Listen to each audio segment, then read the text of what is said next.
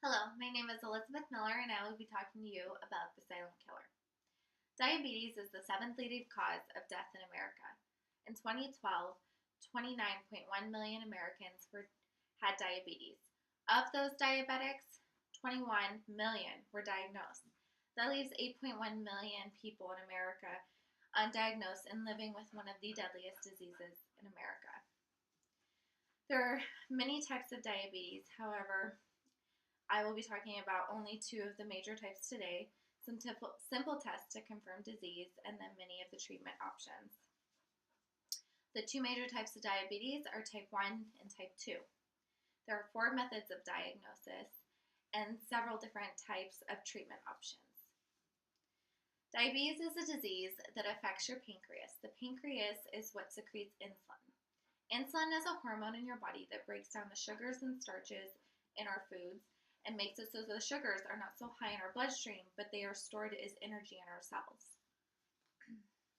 There are type 1 diabetics in which they do not produce any insulin. So this means their pancreas does not work at all. This is typical in children and young adults when the diagnosis is made.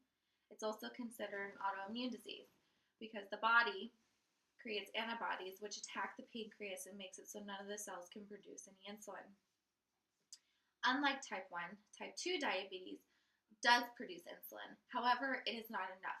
It's called insulin resistance.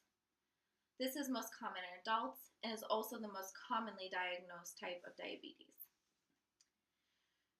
Once you have the facts about diabetes, now you need to know how you can get tested.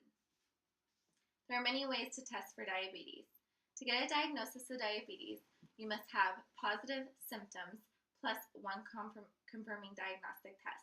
Some positive symptoms are increased thirst, urination, shortness of breath, nausea and vomiting, increased fatigue, and stomach pain, and perhaps even a fruity odor on someone's breath. One of the tests is an A1C.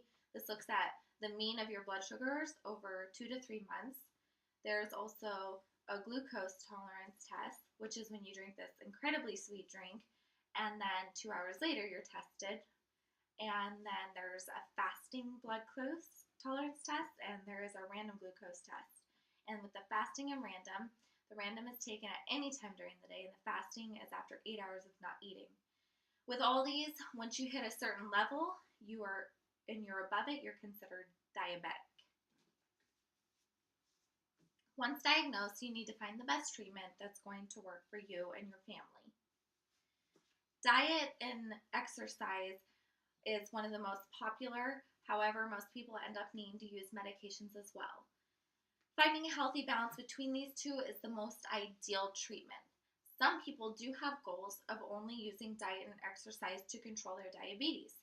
This is possible, however, only possible in type 2 diabetics since they can still produce some insulin.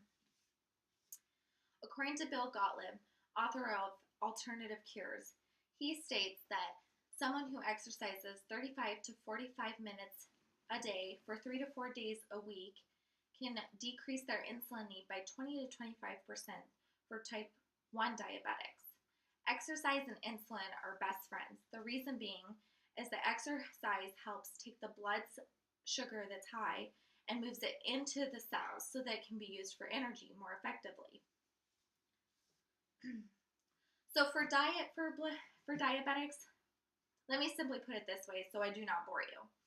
There is this huge exchange list that they recommend at the hospitals for all the diabetic patients. However, it comes down to the simple facts. You need to choose foods that will stabilize blood sugars and not skyrocket them. This being lean proteins, whole grain foods such as vegetables, beans, nuts, grains, and not choosing foods that are artificial sugars or sweeteners because they will skyrocket blood sugars and then you're going to be back in the same mess. There are also meds that can be used. 2 most common types are insulin. There are several different types of that, but what insulin does again is brings the sugar that's in the bloodstream and moves it into the cells. And so you get injections of insulin right before you eat, which will help that spike you're about to get from the food you eat and move it back into the cells and out of your bloodstream. Then there are oral hypoglycemics. The oral hypoglycemics just make it so your pancreas helps secrete insulin better. And this is only possible in type 2 diabetes since they can still make insulin. In conclusion, we've just reviewed 2 major types of diabetes, type 1 and type 2, 4 major types of or ways to diagnose the disease, that being an A1C, oral glucose tolerance test, fasting, and random blood sugars. And then there's the different types of treatment, diet and exercise, or insulin and oral hypoglycemics. My final thought that I will leave with you today, the CDC did a study and they predict that from now, which is 8 per 1,000 people in 2008 had diabetes, to 15 per 1,000 people will have diabetes in the next 35 years. If current trends continue, this means that it could be as much as 1 in 3 U.S. adults will have diabetes by 2050. Thank you. Perfect. You have 2 seconds left. Excellent. 2 seconds, and then there'll be